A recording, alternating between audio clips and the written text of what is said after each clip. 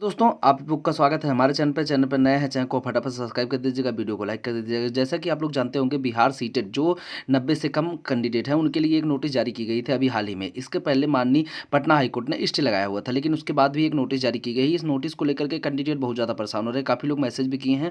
हालांकि कुछ समय के अभाव की वजह से वीडियो नहीं आ पा रही थी, तो जिसको फाइनली हम समय निकाल के आप लोगों को इस नोटिस के बारे में स्पष्ट कराना चाहते थे कि आर्डर है क्या, क्या इसको लेकर के परेशान होना है या नहीं होना है, पटना हाईकोर्ट का आर्डर है या फिर कुछ ऐसी चीज़ें हैं जो आप लोगों को केवल और केवल परेशान कर रही हैं। तो इन सभी चीज़ों पर विस्तृत रूप पर चर्चा करते हैं। सबसे पहले हम आपको ऑर्डर दिखा देते हैं। तो यहाँ पर आप लोग देख सकते हैं, ये है पूरा मामला बिहार शिक्षा विभाग, ये प्राथमिक शिक्षा निदेशालय की तरफ से आया हुआ है, जिसमें जो है एक चांदनी, इसमें जो है कुमारी चांदनी एवं बनाम राज्य सरकार एवं अन्य दिनांक 18/3/2024 को पारित न्यायाधीश के आलोक में आदेश पारित किए जाना है कि माननीय उच्च न्यायालय द्वारा पारित न्यायाधीश के मुख्य कार्यकारी अंश निम्नवत है। देखिए, ये एक मैटर था जिसमें मैं आपको साफ साफ बता दूं कि जिसमें यहाँ पर इन्होंने कहा है कि सीटेट पेपर 1 में 60% से कम अंक होने के कारण काउंसलिंग को रोक दिया गया है। आवेदिका का यह कहना है कि बिहार लोक सेवा आयोग के विज्ञापन संख्या 26/2023 के विज्ञप्ति पृष्ठ 5 में स्पष्ट लिखा है कि सामान्य कोटि की महिला के लिए सीटेट 55 अंक होना चाहिए। आवेदिका ने 90 अंक से कम प्राप्त किए, जो कि 60% से कम है, एवं सामान्य महिला अभ्यर्थी कोटि के अंतर्गत निर्धारित योग्यता धारण नहीं करती। आवेदिका के द्वारा प्रकाशित विज्ञापन के आधार पर काउंसलिंग कराते हुए नियुक्ति पत्र निर्गत कराने का अनुरोध किया गया। देखिए, ये चीजें जो है काउंसलिंग को लेकर के, मैं फिर से बता दे रहा हूँ, ये कोई आर्डर नहीं है जिसपे आपको बाहर करने की बातें की गई हैं। देखिए, केंद्रीय शिक्षक पात्रता परीक्षा सीटेट के संबंध में प्रावधानों को अवलोकन किया गया है। आवेदिका का जो निवास स्थान है बिहार राज्य के बाहर उत्तर प्रदेश में है। केंद्रीय माध्यमिक जो सीबीएसई द्वारा आहित केंद्रित पत्र, मतलब ये वही है सीटेट का जो है, इस तरीके की चीजें दी हैं। तो इसमें यहाँ पर फाइनल जो लिखा है कि अधिसूचना में यह भी अंकित है कि विद्यालय प्रबंधन राज्य सरकार के आरक्षण नीति के तहत अनुसूचित जात, अनुसूचित जनजाति, अत्यंत पिछड़ा वर्ग एवं निःशक्त व्यक्तियों को छूट दे जाएगी। अब मतलब ये अपना जो इनका अधिसूचना है, अधिसूचना के हिसाब से चीजें बता रहे हैं। तो मतलब सारी चीजें इसमें है। देखिए, शिक्षक नियुक्ति में 50% आरक्षण दे है। इस प्रकार परिच्छेद में परिपेक्ष्य में जो है इसका इस तरीके सारी चीजें हैं। आप लोग इसके बारे में तो पढ़ ही लिए होंगे अब तक, जिसमें 55% से कम अंक एवं अनुसूचित जाति, मतलब ये सरकार मान नहीं रहे। जो मैं आपसे पहले बताता हूं कि राज्य सरकार जो है, राज्य के मूल निवासी ही बिहार अधिनियम 3/1992, ये चीजें मैं आपको पहले वीडियो में आ चुका हूं, 1992 अधिनियम के आरक्षण के लाभ प्राप्त कर सकते हैं। मैं आरक्षण के, जब आप आरक्षण के ऊपर केस करेंगे तो आप ये केस 100% हारेंगे, ठीक है, क्योंकि आरक्षण को लेकर के अगर बात आएगी तो बिहार राज्य सरकार में आपको आरक्षण नहीं मिलेगा, सीधी सीधी बात है, वो किसी राज्य में नहीं मिलेगा।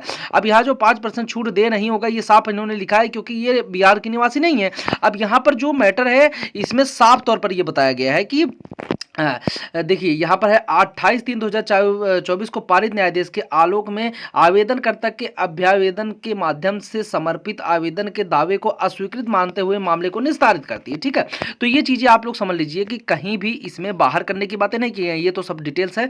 अब देखिए, ये बात किया गया है कि इन्होंने काउंसलिंग कराने के लिए ऑलरेडी जो है एक जो कोर्ट में किया हुआ था केस, तो उस केस पर ये फाइनली डिसीजन आया था जिसपे शिक्षक विभाग का आर्डर आया है। अब मैं आपको बता दूं कि ये मामला जो है, ये आपके सीटेट 90 से कम वालों को बाहर लेकर के नहीं है। देखिए, उनका काउंसलिंग रोकी गई थी क्योंकि पटना कोर्ट के जब ऑर्डर आया था, पटना कोर्ट का जो ऑर्डर आया था, तो उस ऑर्डर के बाद यहां पर जो है कोई भी ऐसा ऑर्डर नहीं आया जिसके द्वारा कैंडिडेट को, क्योंकि पटना हाईकोर्ट ने ऑलरेडी स्टे लगाया हुआ है, तो उसी, अब आप बताइए, पटना हाईकोर्ट ने जब स्टे लगाया था तो वहां पर एक चीज स्पष्ट की थी कि जब कैंडिडेट जो जॉब में है, केवल उन्हीं को यहां पर जॉब बाहर नहीं की जा सकता, ना ही किसी को अंदर किया जाएगा। यानी नॉर्मल सी बात है कि काउंसलिंग तो पटना हाईकोर्ट ने ही रोक रखी है। तो आप अगर उस मैटर पे जो है इस तरीके के आदेश यहां पर कहीं नहीं मिलेगा। अगर आप नया केस, नई एसएलपी आप काउंसलिंग को लेकर के यहां पर डाल देंगे तो आप 100% हारेंगे, क्योंकि ये मामला ऑलरेडी कोर्ट के अंदर विचाराधीन है अभी तक, और इस मामले पर अभी कोई डेट नहीं लग रही है। इसका कारण है कैंडिडेट इसमें जो है ध्यान नहीं दे रहे हैं, ठीक है। तो इसमें वो लोग ध्यान देंगे तो जल्द से जल्द इसका जो है वो लिस्ट किया जाएगा। अब मामला ये जो कैंडिडेट यहां पर परेशान है कि सबकी नौकरी चली जाएगी, ऐसा वैसा 3-5, देखिए अभी फिलहाल जो कंडीशन है उसके हिसाब से ये लोग काउंसलिंग को मांग नहीं रही हैं, ठीक है। तो नॉर्मल सी बात है कि टीआरई 3 में फिर समस्या क्रिएट होने वाली है, सीधी सीधी बात है। लेकिन अगर टीआरई 3 के पहले जजमेंट आ जाता है पटना हाईकोर्ट का, जो कि केस में स्टे लगा हुआ है, ठीक है, अब वो जजमेंट ही निर्धारित कर पाएगा कि क्या यहाँ पर काउंसलिंग को होल्ड करवा के चालू कराया जाए। अगर मान लीजिए उस जजमेंट में ये चीजें आती हैं कि कैंडिडेट वैलिड है, अगर जॉब कर रहे हैं जो कैंडिडेट, अगर वो कैंडिडेट वैलिड है, तो फिर काउंसलिंग भी रोकी नहीं जाएगी, क्योंकि वहां पर उन्होंने साफ तौर पर लिखा है कि ये जो पूरी भर्ती प्रक्रिया, यानी कि ये जो सीटेट का मामला है ये पूरी तरीके से पटना हाईकोर्ट के अंदर है। अब देखिए मैं इस बात को बना के नहीं कर रहा हूँ, अगर आपको आर्डर पढ़ना है तो सारे आर्डर पढ़ सकते हैं और इस आर्डर में कहीं भी आपको एक चीज नहीं दिखेगी कि कैंडिडेट को बाहर किया जाए। ये केवल काउंसलिंग कराने वाले कैंडिडेट जो थी उनका रोका गया है, और क्यों रोका गया इस पे विभाग ने स्पष्टीकरण दिया हुआ है। सीधी सीधी चीजें हैं, तो इस पे आप लोग को परेशान होने की जरूरत नहीं है। हालांकि ये मामला बिना सुप्रीम कोर्ट गए क्लियर नहीं होगा, ये आप लोग समझ लीजिए, क्योंकि पटना हाईकोर्ट क्यों इस मामले पर आर्डर नहीं दे रहा है ये आप लोग को बताने की जरूरत नहीं है, क्योंकि नॉर्मल सी बातें हैं कि हाई कोर्ट का कोई डिसीजन आने से पहले कई सारी चीजें राज्य सरकार से जानी जाती हैं। तो यहां पर फाइनली ये चीजें पहले से ही क्लियर कराई गई थी, अब आप लोग को इसमें परेशान होने की जरूरत नहीं है। अगर आप यहां पर देखेंगे जो कैंडिडेट यहां पर लगातार मैसेज कर रहे हैं कि सर ये चीजें क्या नौकरी को बाहर करने को लेकर के हैं, देखिए ये कहाँ, यहां पर फिर से मैं आपको बता दूं कि जब आप किसी भी कैंडिडेट में अगर आपके आरक्षण को लेकर के केस करेंगे कि सर जो है हमको इतना आरक्षण मिलना चाहिए था, ऐसा नहीं मिला हुआ है, तो इस तरीके की चीजें आपको फिर से देखने को मिलेगी। क्योंकि इसी तरीके का एक आर्डर जब शाहीन वाले केस में जब पटना हाईकोर्ट ने एक आर्डर दिया था, तो ये सेम यही आर्डर एग्जिट यही चीजें पटना हाईकोर्ट ने लिखी थी, और सेम इसी बिंदु पर फिर से उन्होंने नया केस कर दिया, जिसकी वजह से उनका केस खारिज कर दिया गया है।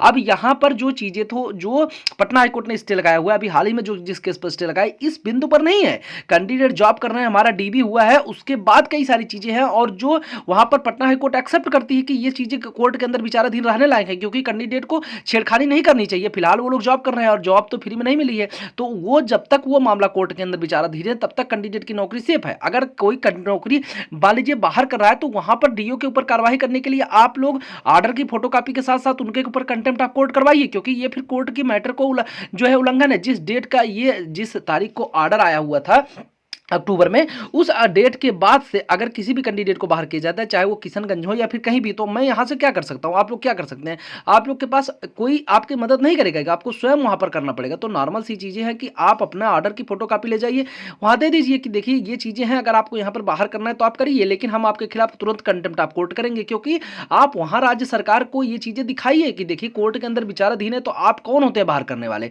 हालांकि अगर फिर भी डीओ नहीं मान रहे हैं तो आप फिर कंटेम्प्ट ऑफ कोर्ट करवाइए, क्योंकि आपके पास 20 व्यवस्था है, आप कहीं से भी जो है कंटेम्प्ट ऑफ कोर्ट करवा सकते हैं पटना हाईकोर्ट में, ठीक है। तो वो चीजें सीधा डीओ के ऊपर करवाइए कि सर जो है ये मामला ऑलरेडी विचाराधीन है, तो इस पर कर रहे हैं जो है डीओ इस तरीके की चीजें कर रहे हैं। अब आप लोग ये चीजें छोड़ करके बिना मतलब की बातों में फंसे हुए हैं। और दूसरी बात, और यहां पर जो राज्य सरकार का डिसीजन है वो बहुत बाध्यकारी, क्योंकि अगर यहां पर देखेंगे पटना हाईकोर्ट वही डिसीजन देगा जो राज्य सरकार चाहती है। पहली चीज मैं बता दूं, क्योंकि बहुत रेयर केस में संभावना है इस केस को बिना राज्य सरकार से बात किए यहां पर फाइनल डिसीजन नहीं आने वाला है, और कैंडिडेट जो यहां पर एकत्रित नहीं है, जैसे कि मैं बता दूं कि ये मामला बिना सुप्रीम कोर्ट जाए, फिर से बता रहा हूं बिना सुप्रीम कोर्ट जाए क्लियर नहीं होगा, लेकिन फिर भी आप पटना हाईकोर्ट को दबाव डालिए कि वो जो डिसीजन है उस तरीके के डिसीजन देने पर बाध्य हो जाए। क्योंकि ये वैसे तो चीजें अगर देखा जाए आरक्षण के नियम को लेकर के तो गलत है, लेकिन नोटिफिकेशन को लेकर देखी जाएंगी तो नोटिफिकेशन को लेकर के सही है। आप जो यहां पर नियमावली है, नियमावली को वहां पर स्पष्ट तौर पर बताना चाहिए था कि नियमावली